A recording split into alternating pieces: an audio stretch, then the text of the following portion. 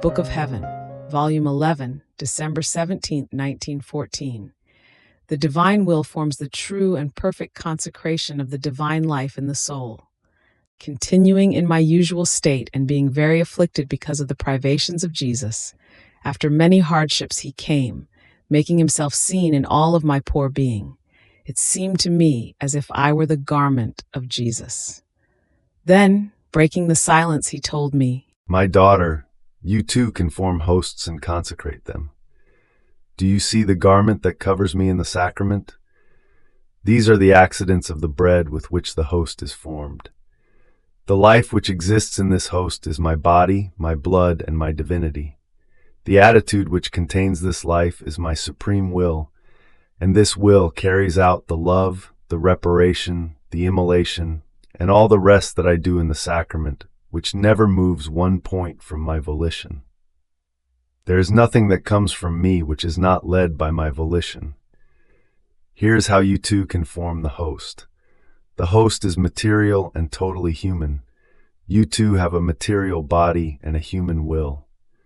This body and this will of yours, if you keep them pure, upright, and far away from any shadow of sin, are the accidents, the veils, so that I may be able to consecrate myself and live hidden within you. But this is not enough. It would be like the host without consecration. My life is needed. My life is composed of sanctity, of love, of wisdom, of power, etc. But the engine of all is my will. Therefore, after you have prepared the host, you must make your will die in this host. You must cook it well, so that it may not be born again. Then you must let my will permeate all your being, and my will, which contains the whole of my life, will form the true and perfect consecration.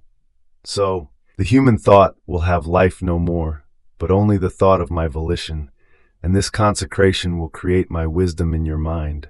No more life for what is human, for weakness, for inconstancy, because my will form the consecration of the divine life, of fortitude, of firmness, and of all that I am. So each time you make your will, your desires, and all that you are, and that you may do, flow into my will, I will renew the consecration, and I will continue my life within you as in a living host, not a dead one like the hosts without me. But this is not all.